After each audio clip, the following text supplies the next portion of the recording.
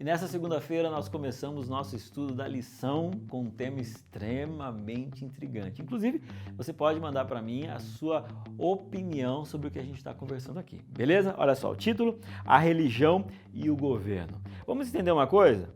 Deus criou algumas instituições para organizar a vida do ser humano. Uma delas, o lar. Outra, a igreja. Inclusive, os governos também. E quando a gente olha para isso, alguém pode falar o seguinte: não, pastor, mas veja bem, o Estado ele precisa ser laico. Ok, eu concordo com isso também, mas em que sentido que o Estado tem que ser laico? O Estado não pode ter a influência da religião, mas por acaso o Estado agora ele pode determinar se uma igreja ela pode ou não pode abrir? Não, aí o Estado não está sendo laico.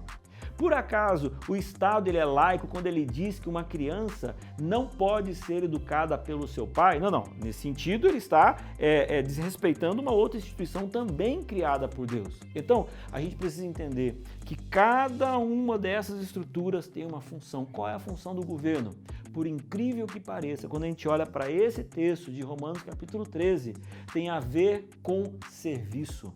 Os governantes precisavam entender de que eles estão para servir o povo, para ser justo com o povo, eles precisam compreender que com o poder que eles têm, eles não podem ter para eles, mas eles precisam dividir para os que precisam. E sobre esse assunto a gente tem o Antigo Testamento com várias referências de que assim precisa ser o governante.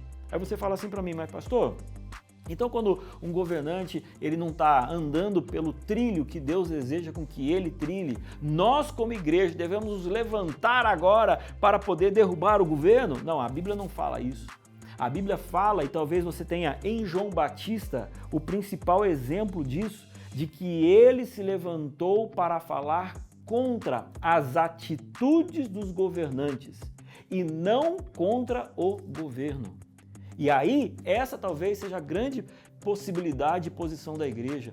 Se levantar para falar daquelas coisas que elas não estão corretas, mas não de uma forma subversiva. E aí, quando a gente olha para Romanos capítulo 13, na Bíblia, mensagem, a partir do versículo 3, olha só que legal. Quer estar em boa situação com o governo?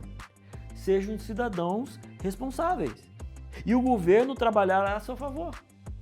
Mas se vocês desobedecerem às leis o tempo todo, cuidado, os guardas não estão aí apenas para ser admirados por seus uniformes. Deus também tem interesse em manter a ordem e usa para isso. Portanto, vivam com responsabilidade, não apenas para evitar a punição, mas por ser a maneira certa de viver. Sabe? Existe um apelo de Paulo, existe um apelo de Deus para você que está me ouvindo nesse momento, para que você seja um bom cidadão, para que você, como brasileiro que ama essa pátria, faça tudo o que for necessário para ajudar o governo, para ajudar os poderes públicos, para que eles possam dar certo. Nós somos chamados, sim, a uma pregação e levar essa mensagem para eles, inclusive. A partir de que momento eles não podem ter a nossa submissão? A partir do momento que as ordens deles forem contrárias às ordens de Deus. Por quê? Mais vale obedecer a Deus do que aos homens. E com isso em mente, que a gente possa ser um excelente cidadão e por nossa excelência de quem nós somos, possamos chamar inclusive a atenção deles de que nós somos bons cidadãos. E aí sim, eles vão nos ouvir cada vez mais. Fica o desafio.